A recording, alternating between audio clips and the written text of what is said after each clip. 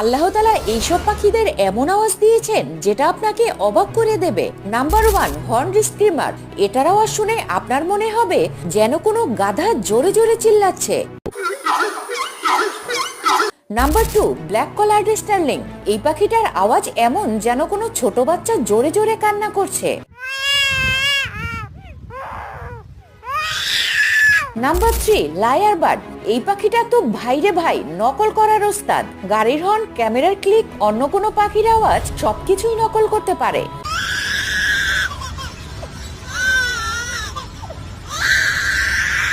Number 4, Australian bastard. এই পাখিটার আওয়াজ এতটাই গভীর এবং ভারী হয় যে শুনে মনে হয় যেন কোনো সিংহ গর্জন করছে। নিঃসন্দেহে আল্লাহ তাআলাই উত্তম সৃষ্টিকারী। আপনি কি জানেন প্রাণী, কীটপতঙ্গ ও পাখিরা আগে থেকেই জেনে যায় যে তারা মারা যাচ্ছে? আপনি কখনো ভেবেছেন কি ন্যাচারাল ভাবে মৃত পশু পাখিদের শরীর আমরা দেখতে পাই না কেন?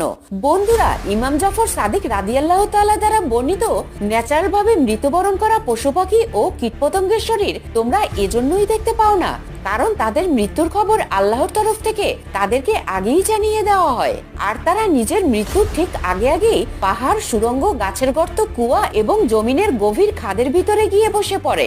এরপরে ওখানেই তাদের মৃত্যু হয়ে যায়। বন্ধুরা, এটা আল্লাহর কত সুন্দর সিস্টেম সেটা আপনি এখান থেকেই আন্দাজ করতে পারেন। পশু ও কীটপতঙ্গ ছাড়াই দুনিয়াতে 700 প্রজাতির পাখি রয়েছে, আর যদি শুধু পাখিরাই খোলা জায়গায় মরতে শুরু করে তাহলে আমাদের জমিতে পা রাখার জায়গাও থাকতো না, আর তাদের মৃত শরীরের কারণে অসুখ বিসুখ ছড়িয়ে পড়তো। তো এখন বলেন, আপনি আল্লাহ তাআলার কোন কোন নিয়ামতকে অস্বীকার করতে পারবেন?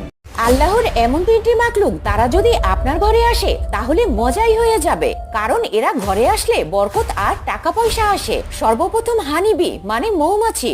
বন্ধুরা, মৌমাছি যে বাড়িতে বাসা বাঁধে অথবা সেই বাড়ির কাছ থেকে উড়ে যায় তাহলে এটা একটি সাইন যে সেই ঘরে বরকত এবং টাকা পয়সা আসবে। তো কখনো যদি মৌমাছি আপনার বাড়িতে বাসা বাঁধে তাহলে তাকে সরিয়ে দেবেন না। সেকেন্ড হচ্ছে পাখি। যদি আপনার বাসায় পাখি এসে দানা পানি খায় তাহলে কংগ্রাচুলেশনস, কারণ এটাও একটি সাইন যে আল্লাহ আপনার ঘরে বরকত দেবে, খুশি আসবে এবং টাকা পয়সা আসবে। তো আপনার ঘরে যদি পাখি আসে তাহলে তাকে অবশ্যই খাবার দিবেন। থার্ড নম্বরে হচ্ছে আমার ফেভারিট বিড়াল। বন্ধুরা, বিড়াল একটি পবিত্র প্রাণী যেটার ব্যাপারে বলা হয়ে থাকে এটার দোয়া এবং বদদোয়া দুটোই 7 আসমানে পৌঁছে যায়, আর এটা বাড়িতে থাকলে অনেক ফায়দা আছে। তো এটাকে ভালোভাবে খাওয়ান পরান আর মৌজ মাস্তি করান। পরের ভিডিও দেখার আমন্ত্রণ জানিয়ে আসসালামু আলাইকুম।